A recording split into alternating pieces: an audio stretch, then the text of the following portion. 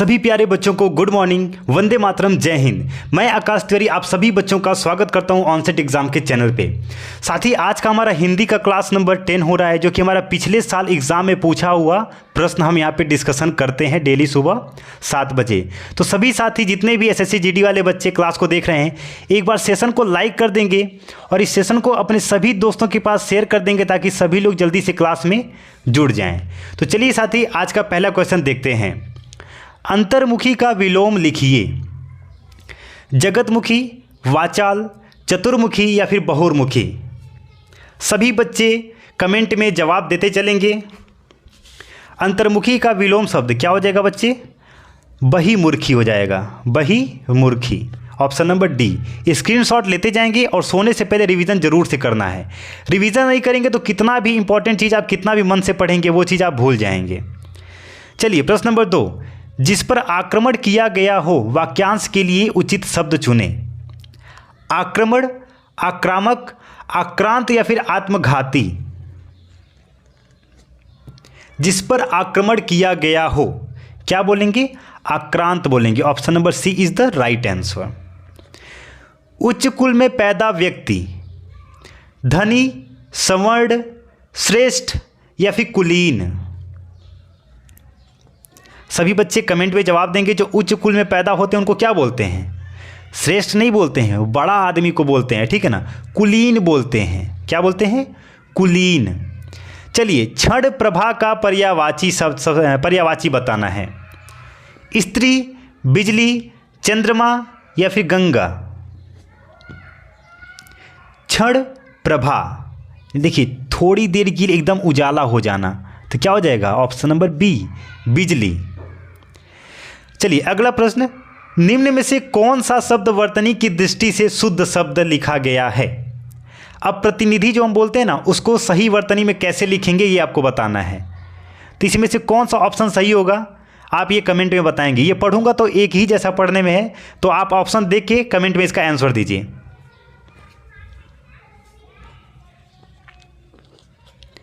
तो साथी देखिए, जो हमारा पहला ऑप्शन है ना, ऑप्शन नंबर ए, प्रतिनिधि। प्रतिनिधि को हम ऐसे ही लिखते हैं, बड़ी ई का मात्रा नहीं होता है, ठीक है। यहाँ पे न में बड़ी ई का मात्रा दिया गया है जो कि छोटी ई का होता है, और यहाँ पे देखिए ध में भी बड़ी का मात्रा दिया गया है जो कि दोनों में छोटी ई का मात्रा होता है। तो option number A is the right answer. चलिए एक बार सभी बच्चे क्लास को लाइक कर देंगे और शेयर जरूर से कर देंगे, ठीक है। चलिए, निम्न में से वर्तनी की दृष्टि से अशुद्ध शब्द कौन सा है, अब ये बताना है। आनुषंगिक, आध्यात्मिक, ऐतिहासिक या फिर दायित्व। इसमें से एक शब्द गलत है। तो देखिए, ऐतिहासिक नहीं होता है, अगर आप ध्यान से देखेंगे तो ऐतिहासिक होता है, तो यही तो आपका सही जवाब हो जाएगा। बाकी आपको ऑप्शन देखने की जरूरत ही नहीं है। चलिए, आंखों में गड़ना मुहावरे का अर्थ है गौर से देखना, मन में खटकना, सहन न कर पाना या फिर वस्तु को पाने की उत्कट लालसा रखना। आंखों में गड़ना क्या हो जाएगा? देखिए, किसी के आंख में एकदम से गड़ जाने की, वस्तु को पाने की उत्कट लालसा रखना। Option number D is the right answer. चलिए अगला प्रश्न। निम्न में से किस मुहावरे का अर्थ घूस देना होता है? गाल बजाना, घड़ा खोदना, चार चांद लगाना, चांदी का जूता देना। अब ये बोलते हैं ना हम लोग घूस देना, तो क्या हो जाएगा? चांदी का जूता देना। Option number D is the right answer हो जाएगा। स्क्रीनशॉट ले लेंगे इसका। जो खग हो तो बसेरो करो, मिली कालंदी फूल। यहाँ पे रिक्त स्थान भरना है। रिक्त स्थान के लिए सही शब्द चुनिए। नीम, पात, छांव या फिर कदम्ब। तो साथी यहाँ पे आपका ऑप्शन नंबर डी हो जाएगा। जो खग हो तो बसेरो करो, मिली कालंदी फूल, कदम्ब की डाल। ये आपका हो जाएगा ऑप्शन नंबर डी, कदम हो जाएगा। चलिए, रिक्त स्थान की फिर से पूर्ति करना है। लोग आजीवन डैश की तरह जूझते रहते हैं। बीमारी, टट्टू, घुंघरू या फिर उल्लू। किसकी वजह से लोग आजीवन जूझते रहते हैं? तो टट्टू की वजह से। किसका? टट्टू हो जाएगा। ऑप्शन नंबर बी आपका सही जवाब हो जाएगा। चलिए प्रश्न नंबर 11। निम्न में से मिश्र वाक्य कौन सा है? रण में सेनापति को वीरता दिखाने के कारण राष्ट्रपति ने उसे वीर चक्र प्रदान किया। बी उसे लूटने के अतिरिक्त पीटा भी गया, सी उसने मान लिया कि दोष उसका है, या फिर डी मेरा मित्र आया और हम दोनों सैर करने चल पड़े। मिश्र वाक्य पहचानना है, इसमें आप कोई गलती नहीं करेंगे, कमेंट में इसका जवाब देंगे। देखिए, उसने मान लिया कि दोष उसका है, ये मिश्र वाक्य आपका ऑप्शन नंबर सी हो जाएगा। अब देखिए, रण में सेनापति को वीरता दिखाने के कारण राष्ट्रपति ने उसी वीर चक्र प्रदान किया। यहाँ पे दो लोग जुड़ रहे हैं तो संयुक्त तो हो जाएगा, ठीक है ना। और उसने मान लिया कि वह दोष उसका है, यानी कि खुद की बात कर रहे हैं, तो मिश्र वाक्य में आ जाएगा। चलिए, निम्न शब्दों में से स्वर संधि को पहचानिए। बहुत ही प्यारा सा क्वेश्चन, सभी साथी कमेंट में जवाब देंगे। पुस्तकालय, सद्गति, दिग्दर्शन या फिर उज्ज्वल। अब देखिए, स्वर संधि पहचानना है तो क्या हो जाएगा। देखिए, पुस्तक यानी कि व्यंजन और स्वर मिला के क्या बोलते हैं, स्वर संधि ही बनते हैं, तो ऑप्शन नंबर ए ही आपका सही जवाब हो जाएगा। महौषध शब्द का संधि विच्छेद कीजिए। महा प्लस औषध, महा प्लस औषधि, महा प्लस औषधि या फिर महा प्लस औषधि। ये भी क्वेश्चन हम यहाँ पे इस सेशन में दूसरी बार डिस्कस कर रहे हैं। जितने भी पुराने बच्चे हैं इसका जवाब दे पाएंगे। पिछले सेशन में हम इसका डिस्कशन किए थे। तो देखिए, महौषध का आपका संधि विच्छेद ऑप्शन नंबर क्या हो जाएगा, महा प्लस औषधि। देखिए, अ और अ दोनों यहाँ पे जुड़ा है, तो ऑप्शन नंबर ए आपका सही जवाब हो जाएगा। स्क्रीनशॉट ले लेंगे।